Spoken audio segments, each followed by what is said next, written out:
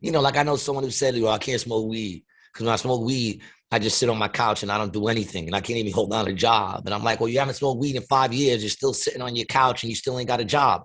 So what are you blaming for that now?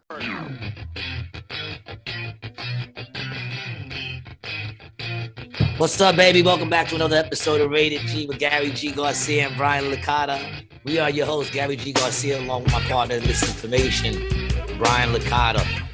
Doing it again to all our fans out there who listen, friends, family who listens. I want to say what's up. Wishing you all a happy Saturday. Hoping that your weekend is better than your week, and I'm hoping that your week was pretty damn good. Look at me coming up with new. That's a good intro. That was a good intro, man. Good intro. That was the best intro we've had in a long time. Probably, right? Yeah. I mean, the last few you've stumbled through. I've had a couple that I stumbled through, man. But that's what happens when you can't. I was thinking about every day.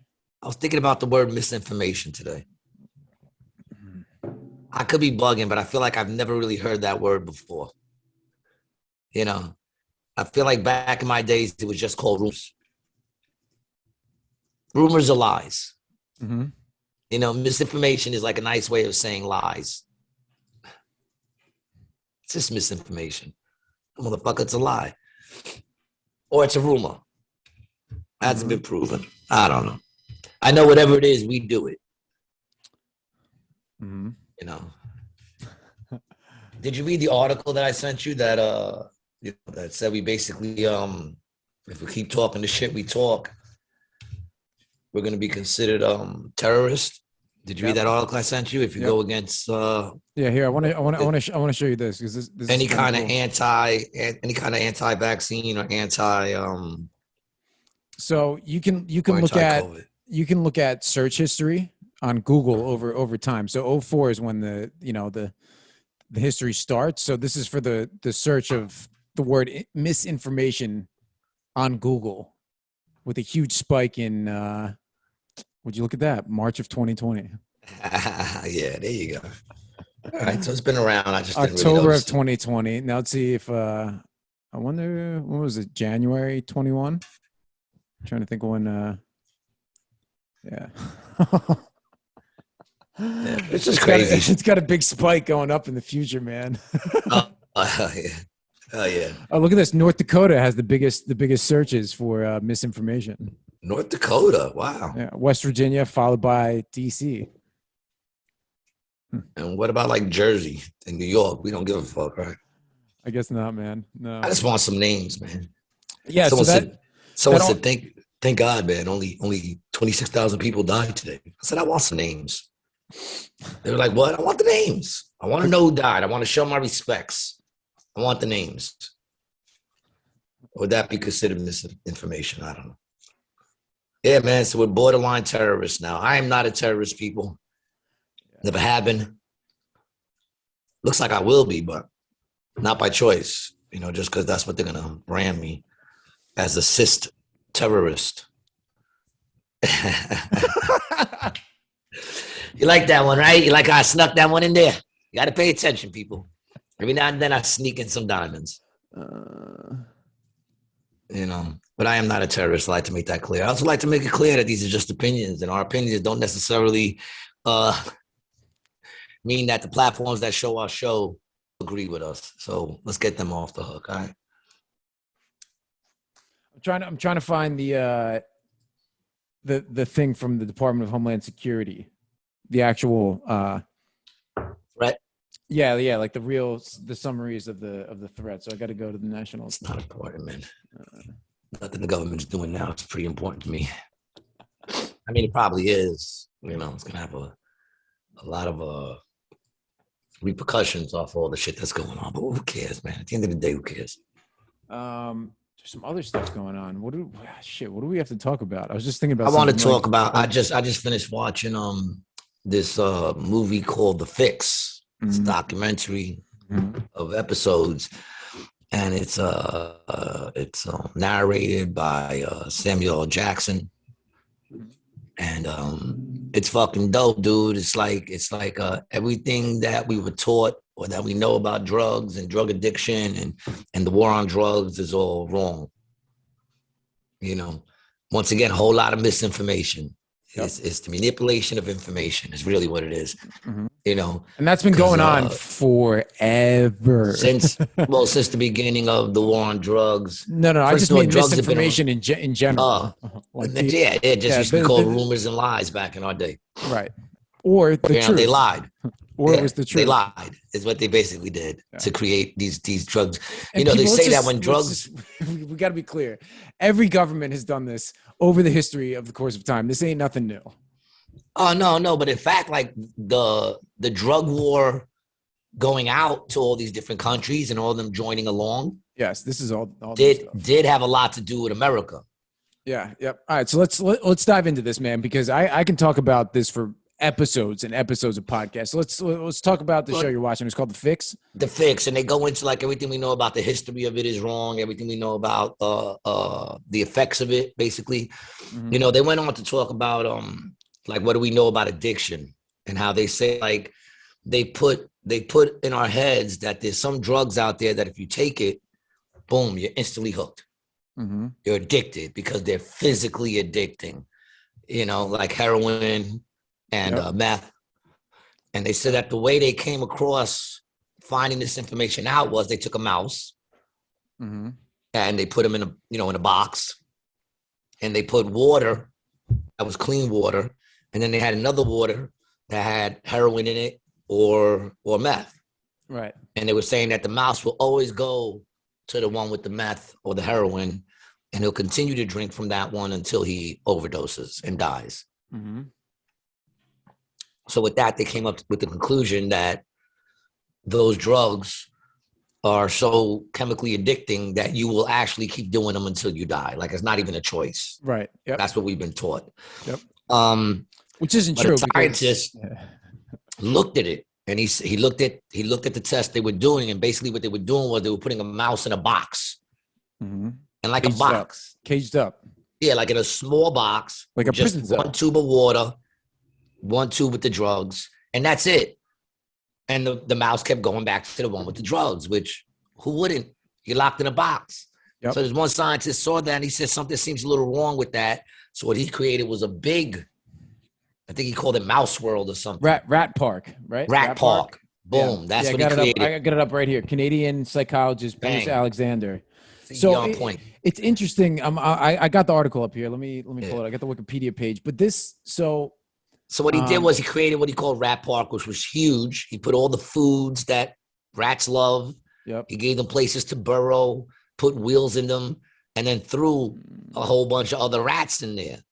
The number one thing they were doing was fucking. That was the number one thing. They said they were fucking all the time. But interesting enough, no mice died of overdoses because in that park, they also put the water and the heroin water, right. And they all went to the regular water. Every now and then, they would take a little taste of the heroin water, but then they'd leave. There were no overdoses at all. So what they found was when you give the mice the things that make a mouse's life fulfilled, then the mouse ain't going to the drugs, ain't even interested in it. Mm-hmm. Yeah, man. So it says that that addiction has a lot more to do with the drug or the chemical, the chemical addicting. They're not saying that there aren't some stuff that make you crave it, right. That make you want it, but they're just saying that the whole idea is not the drug, it's the fact that you're lacking something else, which I've always said. I always say that if you don't love yourself, that's what leads to all those other things, Right. And that's just my shit in a nutshell. They kind of break it down more, but like if you're fulfilled in life, then you're not going to be addicted. You know what I'm saying? To the point where it affects your life. They also said that only 3% of drug use actually ends up with something negative. 3%. Really? 3%? Yeah, 97%, 96%, 6, 7, 8, 7, 97% of drug use, no negative effects at all. The person does their drugs, they go to work, they do their thing, they come home, they do whatever. Right. You know what I'm saying? So when it comes to addicts and it being like really negative in a person's life, when it comes to taking drugs, 3%. 3% is the actual fucking number, and if this is misinformation, then it's coming from, from Samuel L. Jackson in the movie But I've also read this in other places too. You know what I'm saying? It's not like it's the first time I ever heard it. Yeah, man. The thing that has happened, most recently too, is you have to look at, drugs from, that perspective that you're saying is, the misleading portion of it. But then you also have to look at it from the monetary like aspect of it. Like right now, all the major rehab companies in the United States are all backed by hedge fund money. And the rehab industry used to be all these small little mom and pop places, who had like a kid who was a drug addict that they wanted to get help or something else. And they were kind of like almost like little religious things, but not always super religious. Some of them were religious, some of them weren't at all. But then because of the opioid, like increase in opioids that were on the street and the need for the treatment facilities, all the hedge fund money came in. So what they did too is they classified drug addiction as a disease, and then that way it is covered under health insurance. So like these places, bro, like places that I have friends who work at, like it costs, like the insurances will pay anywhere from $1,000 to $2,000 a day to keep somebody in for detox, and they're making a shitload of money on it. Oh yeah. Well, they were also saying that that when all drugs were legal in America, which a lot of people don't realize, they were all legal. Right.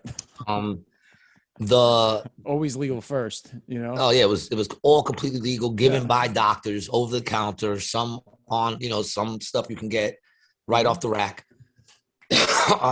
They ran in and started arresting all those doctors when they made it illegal. They went in and started arresting all those doctors, and they said instantly it became underground. Instantly, like when the next day people were already hustling it. This one dude, they actually named the first drug dealer ever, some Jewish guy, of course, who was the first drug dealer ever as far as illegal. But you want to know what they dropped? They said that when it was legal, the addiction problem wasn't that much of a problem. Right. They had a few people that were getting addicted, and they had hospitals where those people would go and they would help to take care of them. Right. There weren't no people running through the streets, bugging out like they like to make us think. The real problem was alcohol. The funny thing is, that's always been a big problem among. But people don't realize as alcohol became illegal. They made it illegal, and that went underground. The minute they made it illegal, then all of a sudden violence, organized crime, the mob, all that shit. Yes. They said everybody knows who was that bootlegger back in the day that everybody talks about. I mean, Al Capone. All those guys are bootlegging. They say but everybody the Kennedys, knows. Man. Yeah, the Kennedys. That's how that family got started. That's how they started there. Rockefellers too. Bootleggers. Yes. Yeah. Bootleggers. Hey, but straight up. Can you turn that fan off for me? Thanks. Just the bathroom one. Thank you. Sorry. But the dude drops it. He says everybody knows the name of Al Capone. Right. Everybody knows Frank White or Alpo or all these people. Nobody knows who the head of Budweiser is. Right. They said not even the people who work for Budweiser can name you who runs Budweiser. They don't know who the person is. Why? Because when you make shit legal, then it becomes just boring business. Right. And you turn these gangsters into just boring businessmen. Yeah.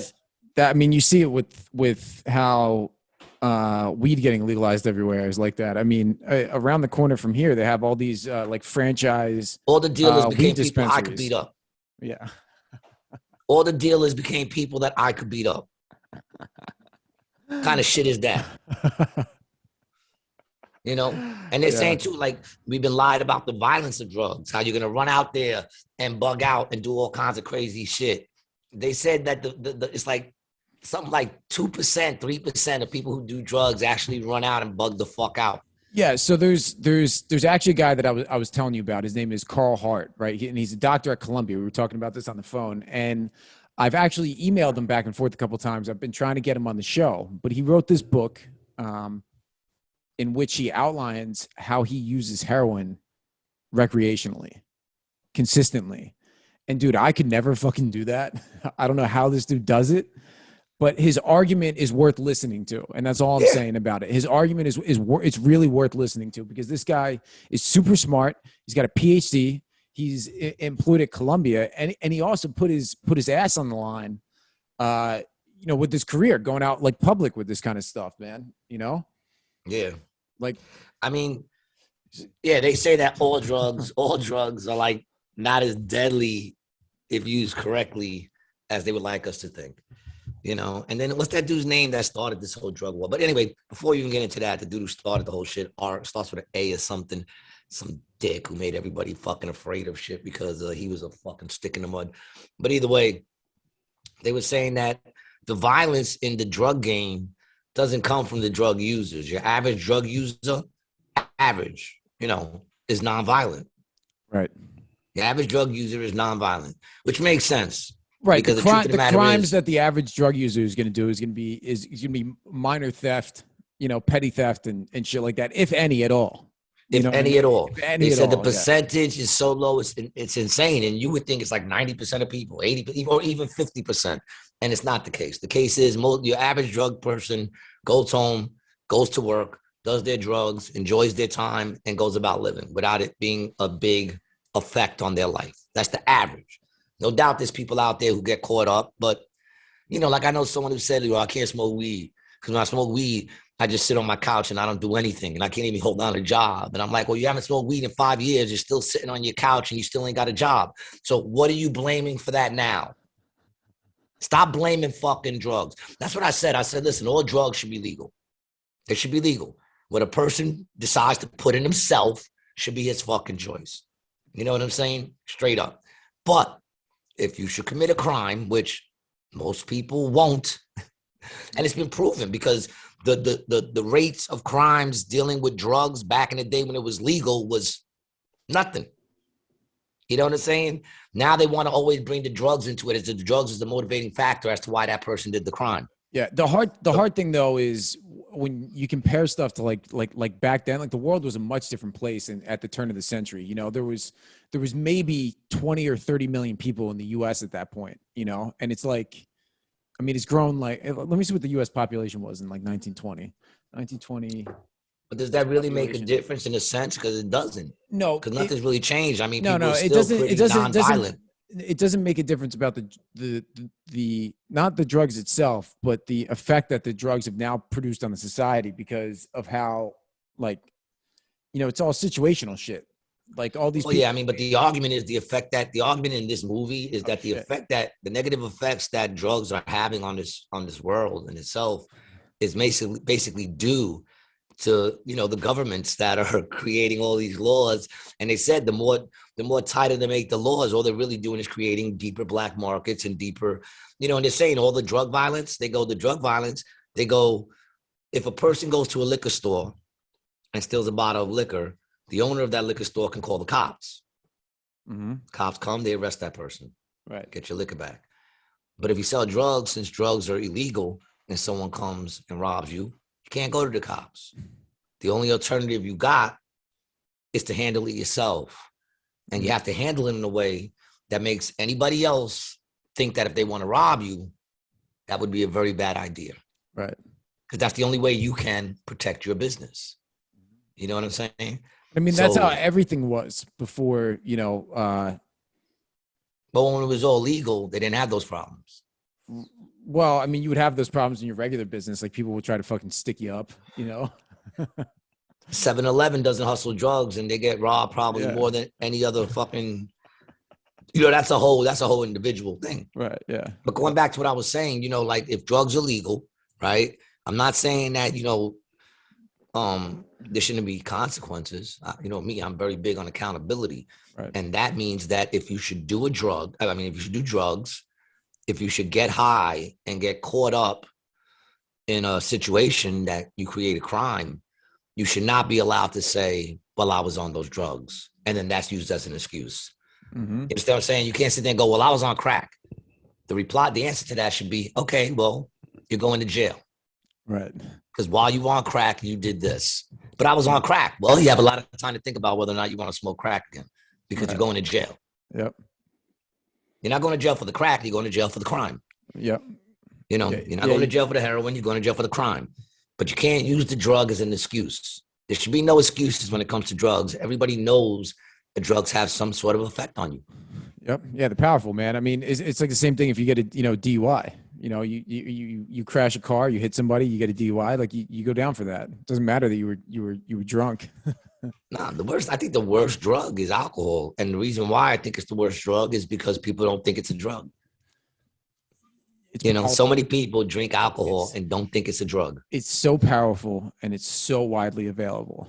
Like so widely available. I grew up with weed being the gateway drug. That's what they always called it. It's the gateway drug.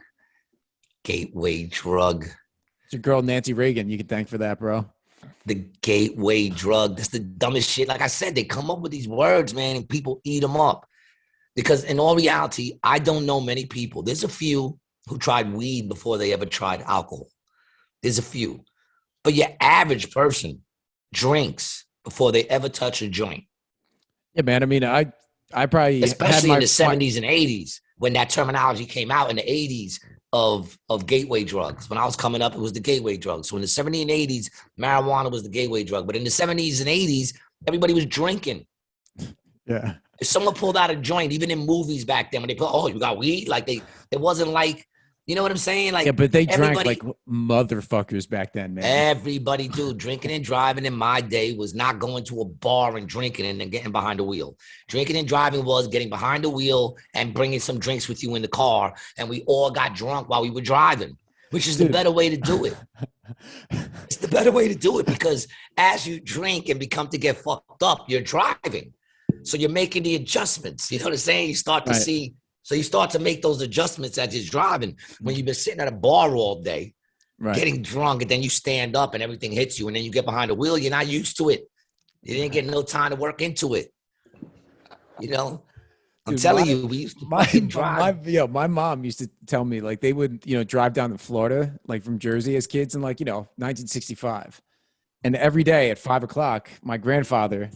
my grandmother would get the cooler from the back. She would bring it up front. And from 5 p.m. until they got to the hotel, my grandfather would crush a 6-pack behind the wheel. And then they pull into the hotel. My grandmother would make sandwiches or dinner. They'd get some food. They'd have a couple drinks, go to sleep, wake up in the morning, and then keep driving. All the time. Like it was nothing. It was no big deal then. My father's car, the floor was filled with empty beer cans. Filled with empty beer cans, front and back. I remember there used to be the thing of don't throw your beer cans on the floor by where you drive because the can can roll underneath the brake, and stop the brake. That used to be the thing. Make sure you don't throw your beer cans in that. You know what I'm saying? I remember one time my father got pulled over. We were going home and he was drinking. We were leaving the bar. He was drunk. We're going home. I must have been like 6, 7. And you were at the bar with him? Yeah. I used to chill at the bar all the time. He'd give me quarters to put music in the box or play the bowling, that sliding bowling with the disc. Oh, dude, love that. The shuffleboard bowling? Yeah, shuffleboard bowling. I used to play all day. But it was funny because it was Manhattan, so all the music in the machine was all Spanish. Oh, cool. Okay. So I don't speak Spanish. Right. But there was one song called Before the Next Teardrop Falls, which was in Spanish and English. You know what I'm saying? And it was the only one that had any English lyrics. So I used to play it. My boss would give me like $5 in quarters, and I would just go in there and play that shit, $5 worth over and over and over again. All the dudes, they were like, yo, tell your son to stop fucking touching the fucking jukebox. And I would just play it over and over and over again because it had English lyrics. That song, whenever I hear it, it's an old song. But I still know all the lyrics to it. That's it.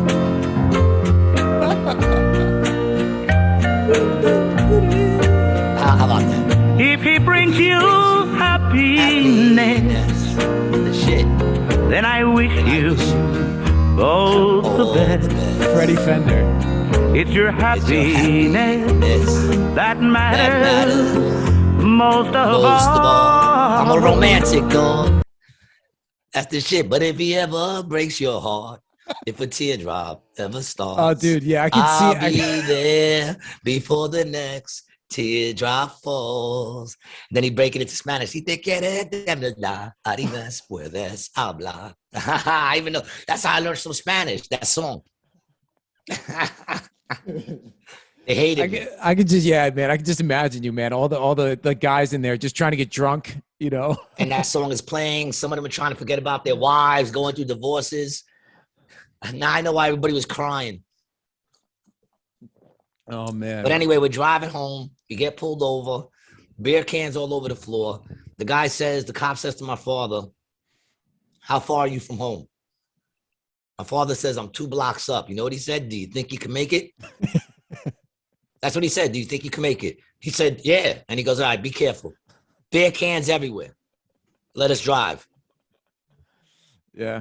He wasn't breaking the law. There was no drinking and driving law back then, man. What do you think? It was just an accident. What do you think the change was? Do you think it was like a lot of like kids getting hit and people getting sued? Yeah, hit and runs, mothers. You know, the right mother lost her kid. Yeah. And then it became Mothers Against Drunk Driving, and then that created all the laws and shit. If I'm correct, that could be misinformation. I might be wrong on a step or two, but it was the mothers who started it.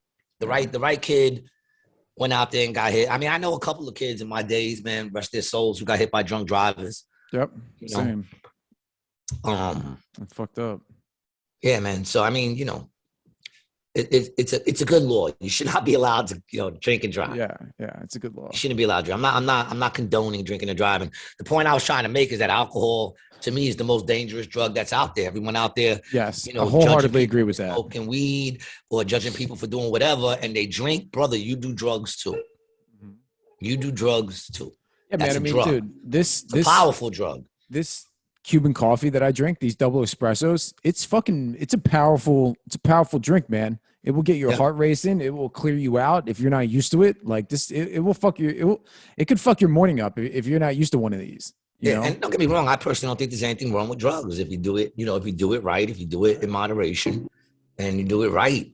Well, and it's not affecting your life. It's a matter of what kind of person it turns you into, right? Like me, you know, drinking 6 of these a day is probably not good, but it's not going to make me, you know, empty my bank account out and keep going to the That's casino. The thing. When you start, you know, when you start acting different as a result. Yeah, like if you're doing cocaine and you run out of cocaine and you cut the straw and then you lick the straw, that's understandable depending on how much, you know. But once you start eating your boogies, once you start digging in your nose and going, because you think there's a little cocaine in those shits, then you might want to go seek some help. What if it's a big rock, G? What if it's a big rock that you know is caught up there that didn't go up all the way? That it didn't even dissolve. You just pull out still white. Yeah. And you could break it down and still sniffing again. You can still break it down. Well, if you can break it down and still sniff it, come on. That's not really junky. And that's like when you make chicken cutlets and you take what's left of the eggs and you throw the breadcrumb in there so you don't waste no food. That's all that is. Yes, sir. Oh, man, I love me some chicken cutlets. But, man. I made some chicken cutlets yesterday, man. It came out great. Yeah. Would you fry them in olive oil or butter or what? Butter. Everything I do is in butter. Yeah, I do all butter and olive oil. All my food will kill you eventually. All my food will kill you eventually. To clog your shit. I do everything in butter. But it was delicious, man. I made some of that with some chicken flavored rice, Goya. Big up to Goya. Yeah. We did chicken flavored rice. It's delicious. You know? But yeah, man, I found this thing. I'm still not done with it because now they're talking about, you know, they break each thing down. I'm still not done with it. Mm-hmm. But I find it very interesting, man. You know, even the fact of how, like, no one's ever been able to really notice or care to notice that this shit is all a scam to make money, to get politicians elected.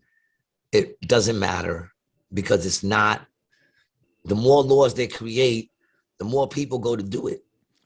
All right. So this is an easy way for anybody to understand the implications of the drug war, and specifically with our relationship with Mexico. If you watch Narcos Mexico and you see that, have you seen the show Narcos Mexico? No. Oh, dude. It's a fantastic show. You got to see it. Do you know the history about like how the drug cartels came to be? I mean, I saw the one with what's his name, Pablo. I didn't watch the second season. Yeah, so there was the original Narcos, and then they did the Mexico version of it. Yeah. But basically, there was this guy from Sinaloa who, in the 70s and 80s, banded together all of these like outlaw kind of banditos, dude. It was all just like small regional gangs that controlled little pockets of Mexico. There was no like conglomerate. Right. So this guy banded everyone together and turned it into like a huge corporation, and they were all working together. But what happened was they ended up killing this DEA agent. His name was Kiki Camarena. And then the entire the U.S. government came after him, arrested the guy, and then from that splintered into all the factions we have today. And that's when El Chapo and that's took what they're over. Saying. Yeah, and that's when the violence started, bro. Because when the other guy had it, everything was cool because everyone was making money. That's exactly what they were saying. They were saying that all that shit spilled over into the U.S. When they arrest a drug lord. Yeah. When they arrest a drug lord, what they do is they create more violence. Mm-hmm. That's what they do. Because it's a power vacuum, regardless, man. Regardless of how violent it may be under that drug lord, people are under him. There's rules connected to him. Once you get rid of him, then it becomes the power struggle to see who's going to get that spot. Right. No one sits there when they grab like a head dude. No one sits there and goes, "Oh, they got this person. That's it. We're all pulling out." No, the minute they arrest the head dude, boom, instantly more people are trying to take that spot, and that's where the violence becomes. So really, all these laws do is create more violence. It's been proven. The same misinformation, people. Do your own research if you don't believe me. And not to mention how much untold money we fucking spend, man, trying to lock down the border, arresting people. Then we have this like migration crisis, like But then we're also the ones helping to get the drugs into America. Correct. Our government is also the people helping to get those people into America. So at the same time that we're arresting them and spending this money, they're making that money back on the back end through the drug sales. Right. And the migration crisis that it has created in the US because listen, do your own fucking research. What happened in Guatemala, Honduras, El Salvador, Venezuela, Colombia, all of these Central and South American countries, Panama, in one way, shape, or form, had American influence. Look, the Panama Canal, the U.S. fucking built that shit. Yeah. We're ingrained in their culture, bro. And when communism was spreading, the U.S. government got in there, started funding anti-communist movements with drug money, and they were bringing the shit in. It's all true stuff, Oh yeah, do your own research, people. Don't take my word for it. Look it up. That's what we do. We're not giving information for anybody to sit there and go, "Oh, double check it, man. Feel free." He does it to me all the time. You know what I'm saying? I'm not even going to bother looking this shit up because I know it's fucking true. This is all just factual shit. You can look it up. You can look it up. But also, they said that like even the government. Got to give a quick shout out to Tina. Happy birthday, Tina. It was her 30th birthday. Oh, happy birthday, Tina. Yeah. Boop, boop, boop. I think she can hear us. She says, happy birthday to you. Happy birthday. But they were saying even all these other governments, the only reason why these other governments even got involved in the drug war and went along with America was because it was, they started doing this right after World War II when all these governments were fucking, fucked up in the game. America was not. That was probably the most powerful that we were at a certain time in life. Yeah, the 50s, man. Yeah, the 50s. Great. The 50s. So America went out there and said, listen, we're doing this fight on drugs. You're going to join it, or we're going to cut funds to you. We're going to cut this to you. We're going to cut that to you. And they had no choice but to join along with it. They didn't want to. And once they joined along, the same way the violence started creating more and more violence in America, the same thing in those countries. They started getting more and more violent in those countries because of the laws that were made against them to stop them. And it's all nonsense because the truth of the matter is they're not grabbing people on the street and forcing needles in the vein or shoving shit in the nose or making us swallow anything. Drugs are done by people who want to do drugs. And they've been doing drugs since the beginning of man. Right. Drugs have always been around. There's never been a drug-free world ever. Mm-hmm. Ever. Yeah, man. I mean, there's talk about drugs in the Bible. So there's alcohol in the Bible. It's drugs, people. It's fucking drugs. I'm reading this book right now that has to do with the Eleusinian Mysteries, which is where like Socrates and Plato and all these guys were going to an island in Greece, and it was part of this like private club that had been going on for like they think for like thousands of years. And it was this kind of hush-hush thing. And if you were in the know, you knew about it. But people around it did. But they would go there and they would drink, some sort of wine that was mixed with mushrooms.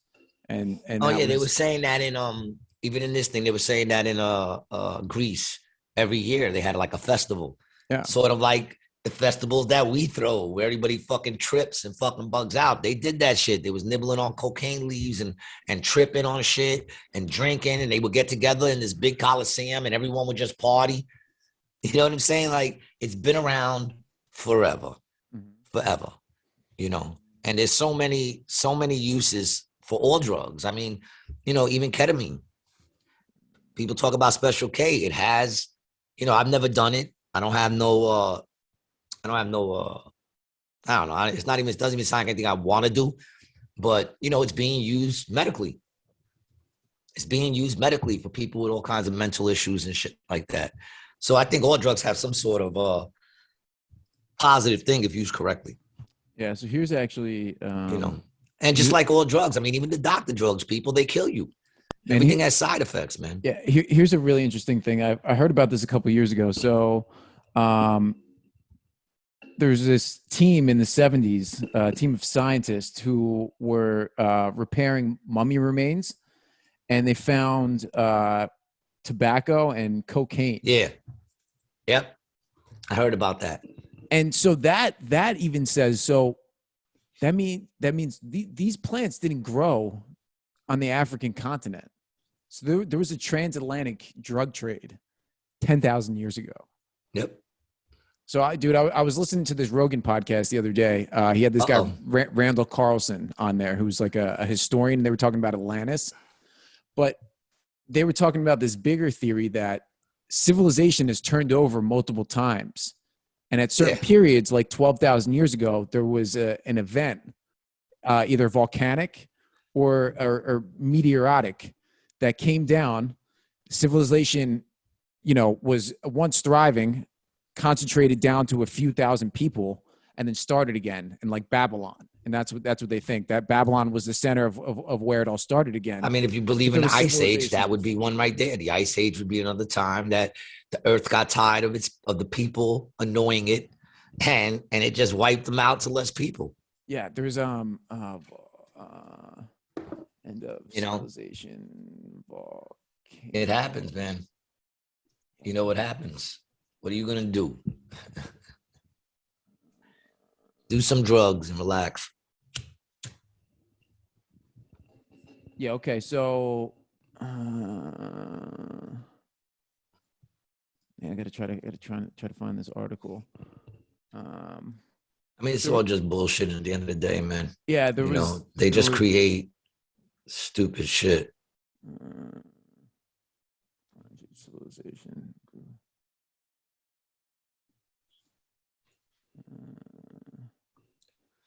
My son just sent me a text on his walk to work. A dude came up to him. He said he looked totally normal. He saw him sparking a blunt on the boardwalk, walking to work, and he asked to borrow his lighter. My son said, yeah. He said he fucking lit up and started smoking crack right there. This is the text I just got. He said, fucking insane, laughing my fucking ass off. Where he was on the boardwalk? On the boardwalk. Dude, that's fun. Speaking of drugs. Dude, AC's wild, bro. AC's it's a show. It really is. And just so you know, it's not a good, and just so you know, the drug laws were mainly created to find a way to arrest Black and Spanish people. Correct. That's why they were created. Non-white people. Just non-white. Non-white. Yeah. Non-white. Because if you look at it, boom, crack. Look at crack. If you get caught with one rock of crack, look at what the repercussions are if you get caught with a rock of crack. How much time are you looking at?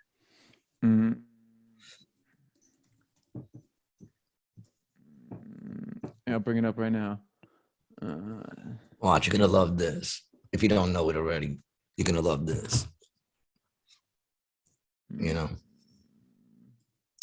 if you get caught with a crack rock, especially in the 80s. All right, so it was called the Fair Sentencing Act. Was an act. Oh, this is a reduced the disparity. Yeah, but it was 100 to 1 weight ratio, and now it's an 18. Exactly. And now it's an 18 to 1 ratio. Yeah, 100 to 1, which means 1 gram of cocaine was considered 100 grams. I mean, 1 gram of crack is considered 100 grams of cocaine. And meanwhile, 1 gram of crack isn't even a gram of cocaine. Yeah. There's baking soda in there. It's not even all cocaine. Well, it cooks now. The minute you take that, if you're sitting on a gram of cocaine, you're looking at a fine and some probation for a gram of cocaine. But the minute you take that gram and cook it, the same gram, and you cook it into crack, you are now looking at a life sentence. Yeah, according to the data, 79% of the sentenced crack offenders were black, where only 10% were white and 10% were Hispanic. Mm-hmm. But the powder cocaine charges were 17% white, 28% black, 53% Hispanic. Well, you know, the Puerto Ricans, the Spanish people, we love that cocaine, boy. They love that cocaine. That cocaine. You know, but I'm just saying, man, the minute you cook it. And why is that? Because if you know, white dudes ain't in there cooking crack. Some are. I mean, a white dude is who taught me how to cook it, but they're not out there fucking cooking it. They're buying it. Someone else is cooking it. But the minute you cook it, 100 times worse. You know, bro. It really is crazy. And I don't get how they call it, you know, they say, oh, it's cheap. It's not cheap. It's not cheap. You buy one little rock for fucking $10.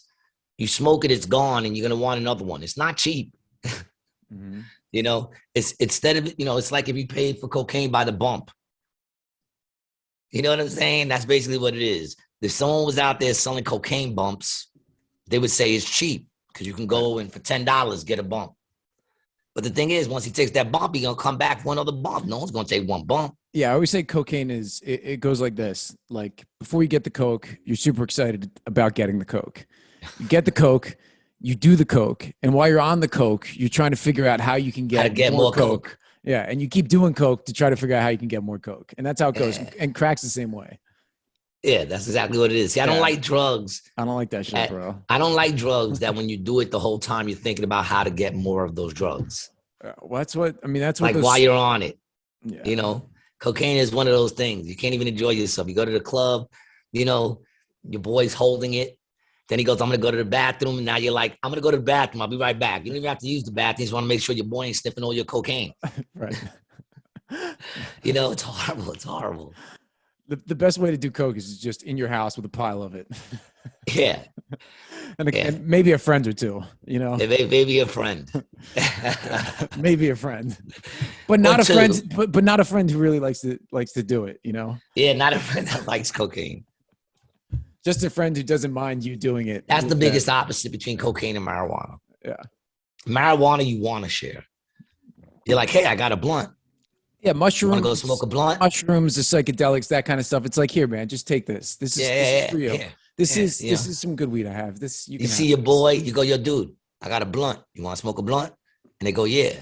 With cocaine, you don't offer it. Your boy goes, you got any cocaine? And then even then, you'd be like, you're like, nah, dog. Nah, dog, I gotta. Then he's like, bro, dog, come on, bro. I know. Come on, dude, you're sniffling. It's Licata. Come on, bro. I know, bro. It's me. Come on, let's go. And then you're like, all right. I got 20 on it, bro. Here, I'll give you 20. Will that make it better? Will that make you feel better? Yeah, all right, here. Let's go take a bump real quick, but don't do it all.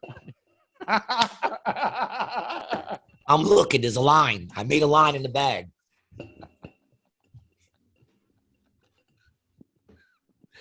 Dude, don't like to share the cocaine.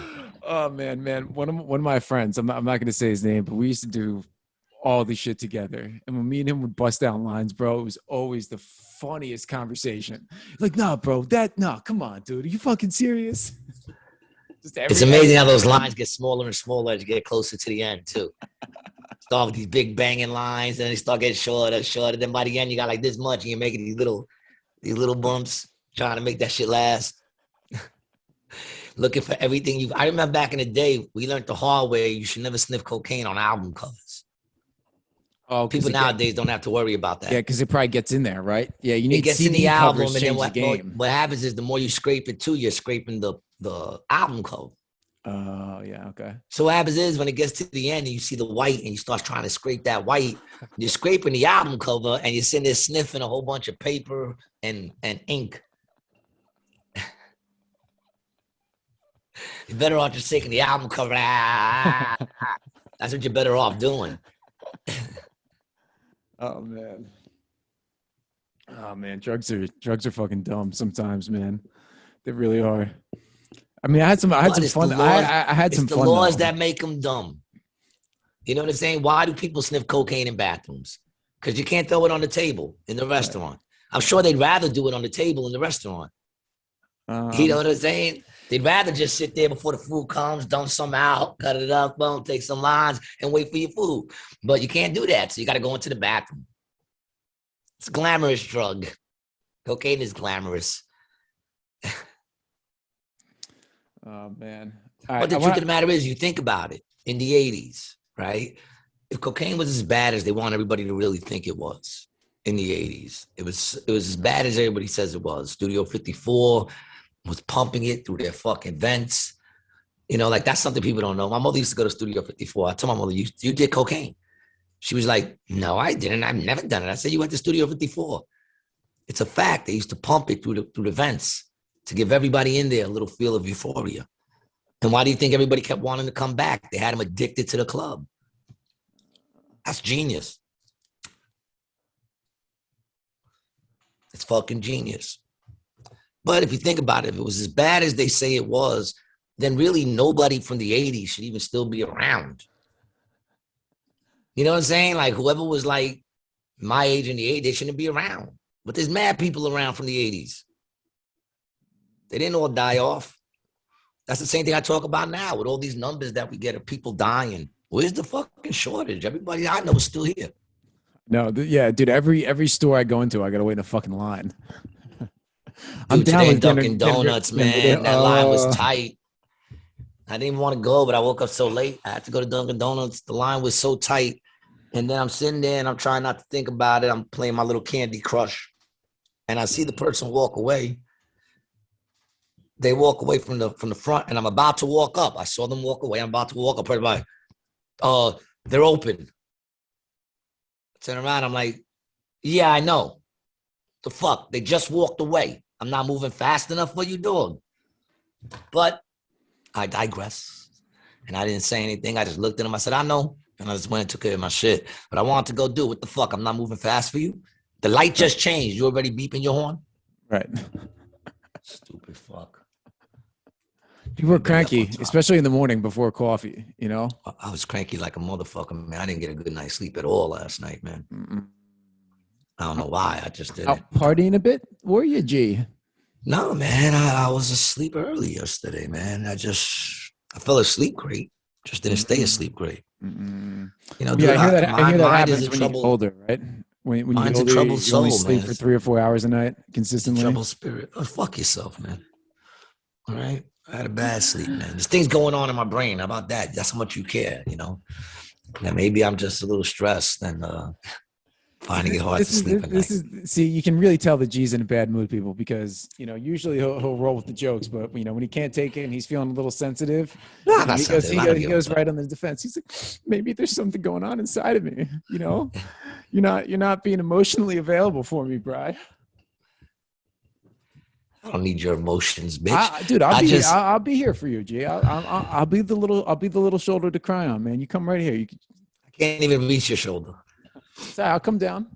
I'll get on my knees, man, and lower the shoulders. You get on your knees and suck my dick.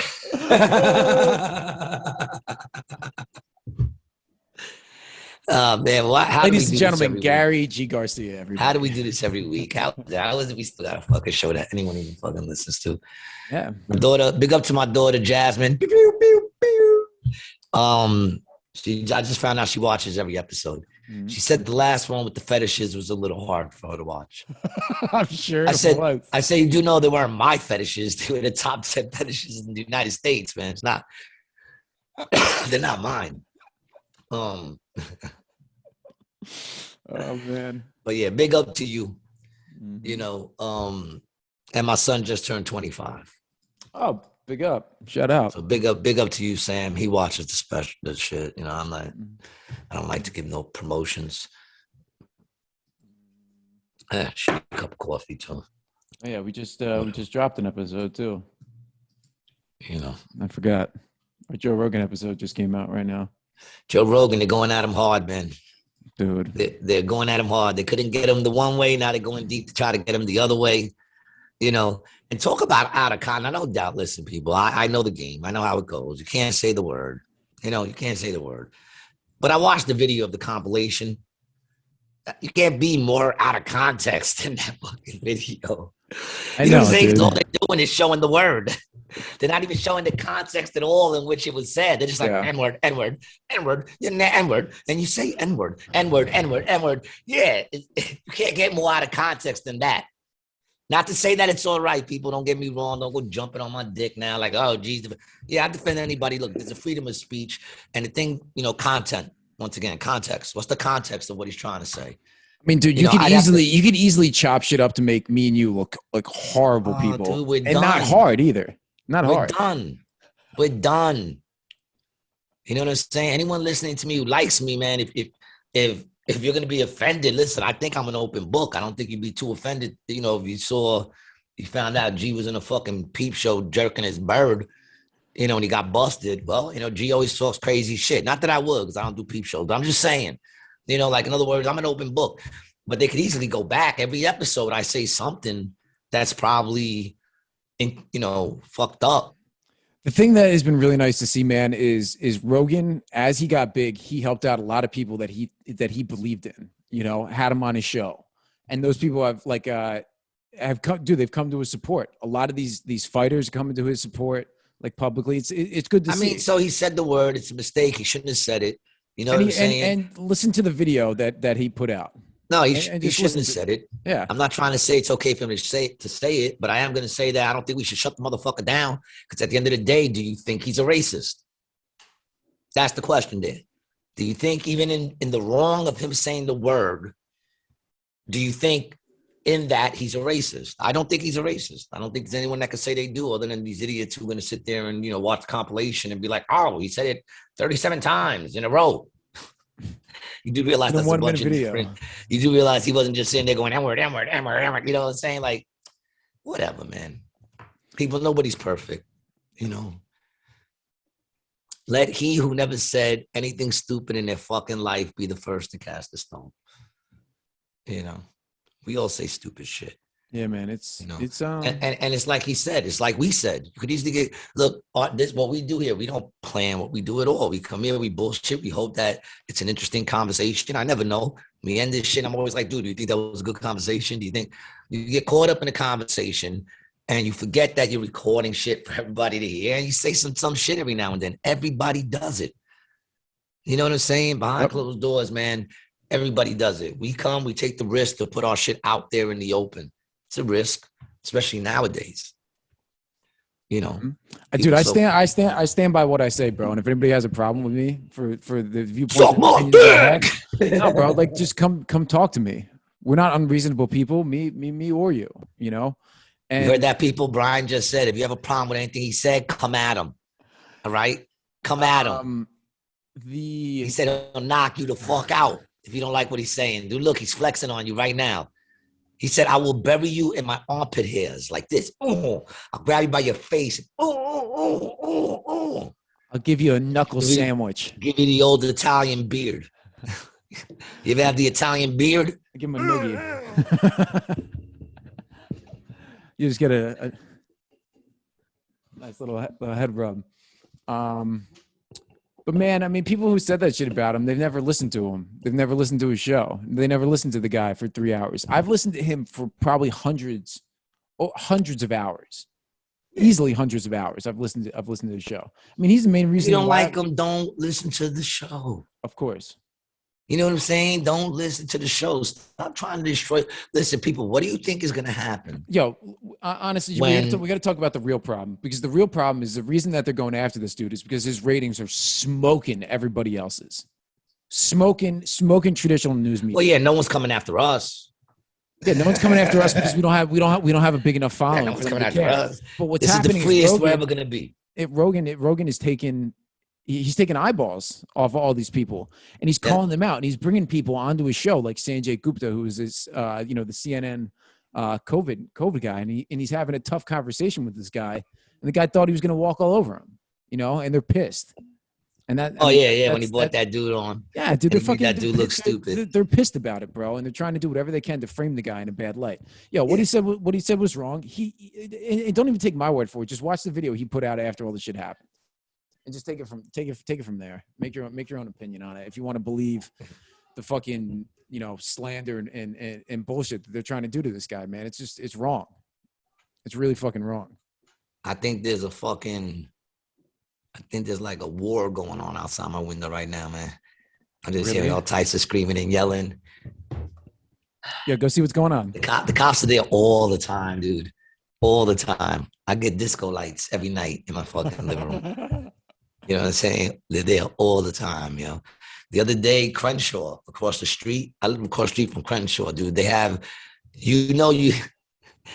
you ever want to know if you're in a bad neighborhood, don't necessarily look at the house. The house will fool you. Look at the front yard.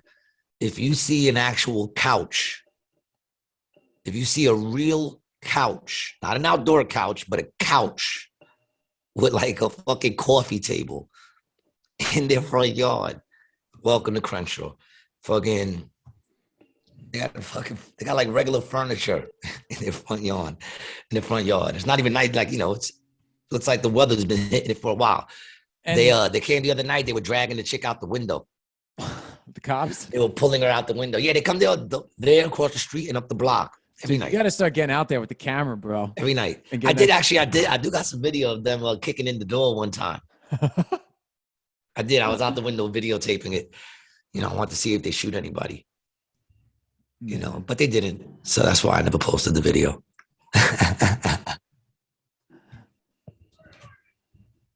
Dude. Oh man, life is a crazy thing, yo. Oh gee, man. Yeah, but it's wild. It's wild out here. It's wild everywhere, dog. What are you gonna do, man? It's wild out here. In Atlantic City, it's fucking nuts right now. Yeah, I believe it. Everything's a little crazy right now, but man, that's what happens. Everything is seasons. Winter is here. Winter is here. People don't think it is because February right now, it's nice. Right outside, it's like 50. It's like 80. Oh yeah, I'm hearing a dude yelling and a chick screaming right now, like she's being pulled down the block by her hair. Really? Go see, bro. Go see. Get him on the show, bro. Get him on the show. Nah, I don't want him in my crib. That's true. Get him I on understand. the show. Yeah, I understand that. Yeah, I hear a lot of cursing and shit. So let them do their thing. They'll handle it. Yeah. They'll figure it out, man. They got it covered. They got it covered. What they need to do is smoke a blunt. And then they'll relax and they'll talk, or some cocaine. Maybe they should get together and do some cocaine. That could always escalate the situation real fast. Like instead of dragging, a bad relationship out for a long period of time, just get a bunch of coke together and you'll expedite the process. You'll hate each other by like 2:30, 3 in the morning. Yeah, man. And if your relationship's going through some rocky fucking shit and you don't know how to communicate, sit down, do some Molly. The both of you will share everything. Mm-hmm. You'll be telling each other shit you don't even want to know. Stuff you know what I'm saying? You didn't even know. Yeah, you'll be sharing shit you didn't even know about yourself. That's how you get closer. It's true. That Molly shit was made to be truth serum. Yeah, and it works. It works well. Works well, boy. You start talking on that Molly, boy, you share everything. You can't not like it. It's impossible. You can't. You can, but then that means you're probably a miserable human being who has no serotonin flowing through their body at all. You're just a serotoninless, depleted blob of shit in this world, man, with no serotonin in you. You know what I'm saying? That's when you look at a dude, be like, I look through your whole soul, son. There's no serotonin in you. You fucking miserable bastard. Oh man, dude, we talked about some cool shit on this episode. I wanted to get back to something. This was called the Toba catastrophe, right? The Tuba catastrophe. What was it, like a band? No, Toba, T-O-B-A. I know, I'm just fucking with you, dog. It was around 75,000 years ago in Indonesia. There was a volcanic. I don't believe it already.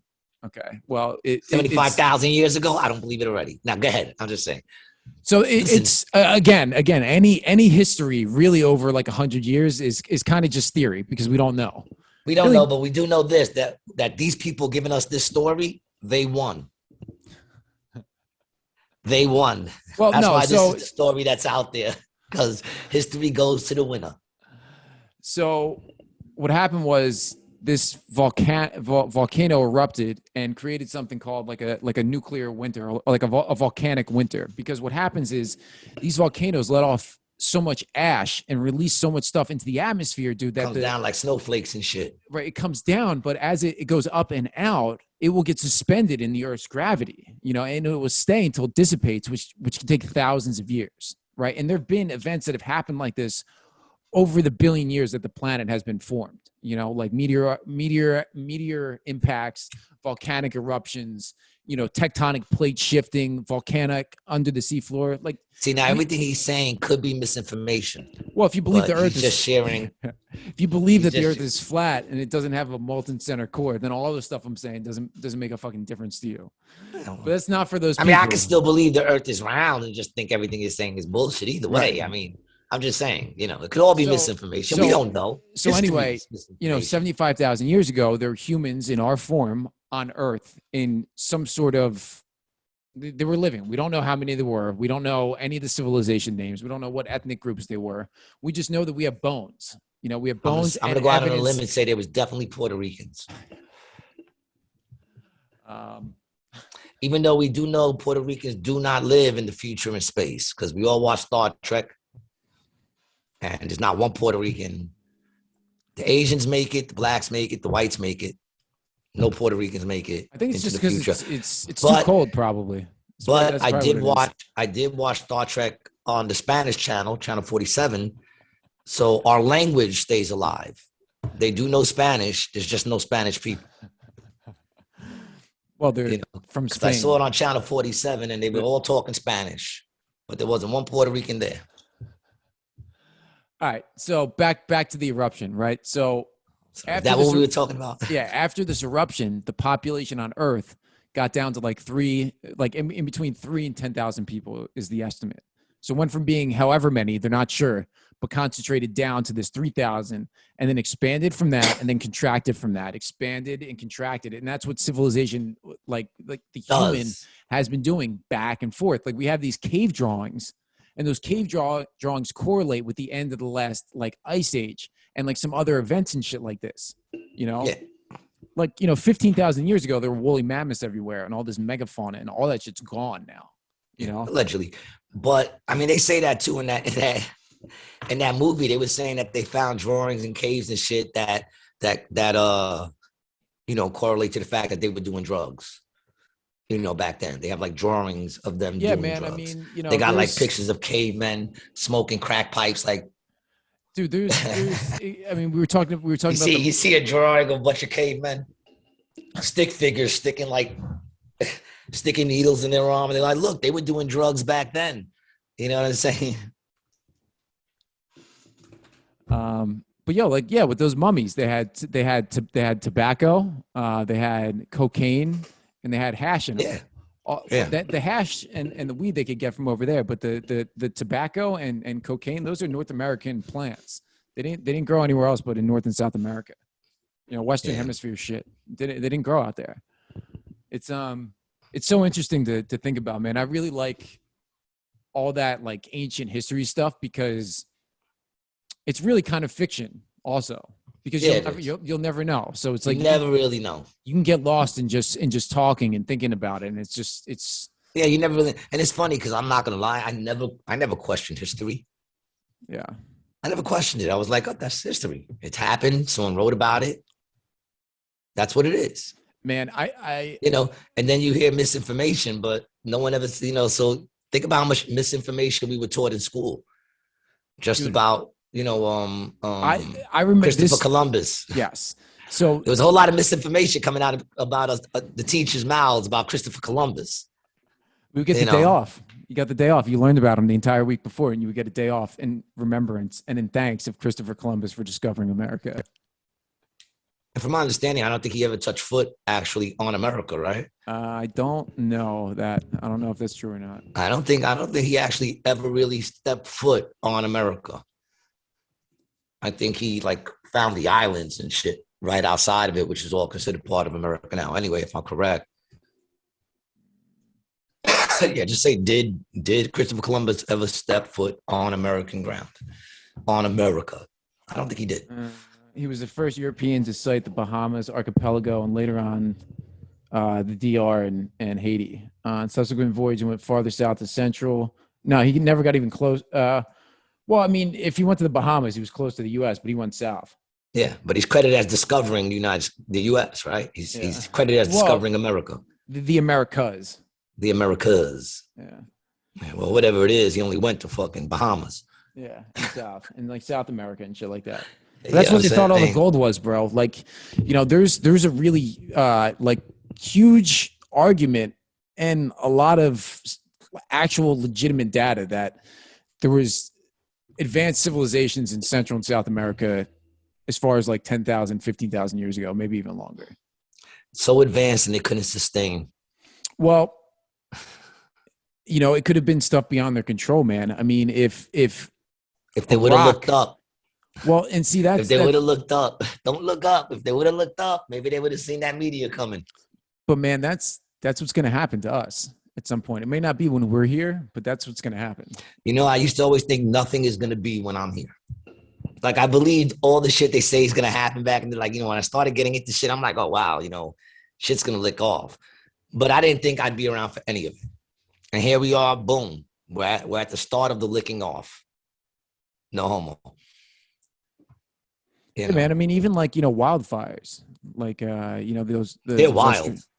These Australian fires, the stuff they have out in California, like, yeah, we're not on a, everyone likes to find a person who starts a wildfire. I know they're not all started, you know, sometimes it's just a thing of, you know. Yeah, lightning and dry lightning weather. Or dry weather or whatever like that. I remember when I went to New Mexico, they said you couldn't smoke cigarettes outside. And if you flicked your cigarette out the window, that, you know, that's a crime because it was so dry. It hadn't rained in like weeks. So they were telling everybody, you know, don't smoke outside. Don't, you know what I'm saying? But there's sometimes where a person starts a wildfire. Right. Either on accident or maybe purposefully. Purposefully on accident. But how do they find that person? Isn't that crazy? Because they usually find, like, they'll find that motherfucker. They'll be like, we arrested this person for starting the, how did someone, probably a rat. Someone always got a rat. Well, no, dude, they have fire investigators, man. And those dudes can figure that shit out. Like fire follows like a path. And there's like I don't know. They like, you know, find the source. They can do that shit. Yeah, but I watched Forensic Files, dude, and I saw fire investigators put a family in jail because they said that they lit the fire in the house themselves to kill their baby. And they put him in jail. And it wound up that another fire investigator came and said, nah, this shit started naturally. Wow. And he was able to prove that it started naturally. You know. What is proved was just by convincing people that you're right. Well, he was able to replicate. He was able to replicate the fire, and it doesn't mean that's what happened. Oh no, it doesn't. Doesn't mean that's what happened, but it does make more sense when you put it with their story. Mm-hmm. It does make more sense. See, that's what I'm saying. Even with like science, people get so caught up on science. But even when you watch, like in any case, they bring a professional. The defense has a professional. Mm-hmm. Prosecution has a professional. They both go up, right? The prosecution says scientifically, this dude had to have done it. Mm-hmm. Then the defense brings this dude in the same field who's a professional, you know, who's considered the same levels of profession, and he'll come up and say, no, the evidence says he couldn't have done it. Right. That alone, the minute that two professionals can't agree on it, isn't that reasonable doubt? Yeah, reasonable doubt, yeah. Yeah. I'm telling you, I would be a great lawyer. Because I'd be like, listen, forget about what you think. Forget about what they said. Our two professionals can't even agree on it. Yeah. If that's not reasonable doubt, people, I don't know what is. Then I drop the fucking mic. Rest my case, people. And I sit down. I rest my case. And I sit down. I put my hand. If I was a lawyer, that's how I would rest all my cases. I would talk all my shit and be like, if that's not that, then I don't know what is. Ladies and gentlemen of the jury, I rest my case. And then you immediately just take a nap. And I just look at the judge. Sir, could you please take your baseball cap off? I've been telling you all fucking day. Oh, gee. Oh, man. Are you on the shows tonight or what? What do you got going on? Yes, I'm on the show. I'm on the shows every fucking night from here on to summer. Can I get some stage time, bro? You talk to Bridgestone, and maybe I'll come back up and do a. We should do a live show, man. You want to do that? Let's talk to Bridgestone. Get a live show. Get a live Rated G show popping off. Yeah, I'll fly up. Set up on stage. Yeah. Set up on the bar. Have a crowd there. Yeah. Yep. I'm down. I'll get a computer. An early show like that. I could, I could Google stuff and then put it on the big screen back there. If they let us. Well, yeah, if they let us. if they let us. We need to do an in-person. Yeah, I'm down to do a live thing. That would be fucking dope. Yeah, I'm down to do anything, man. Yeah. At least once. I'll try it. Guys, man, I want to thank you for listening. Right? What time is it? What time did we start? I don't know. 12:30.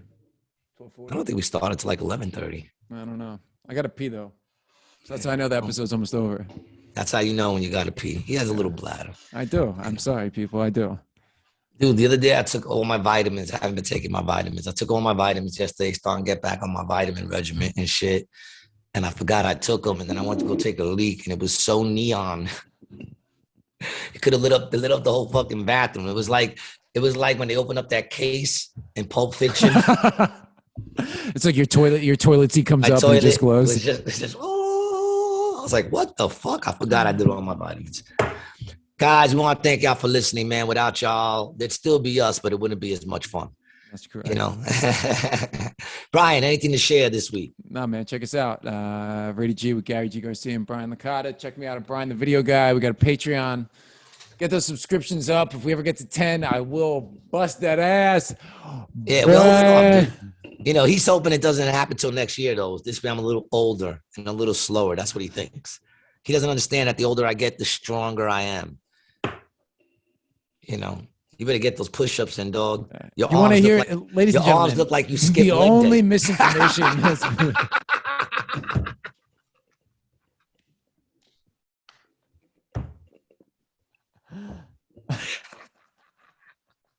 It doesn't even make sense, bro.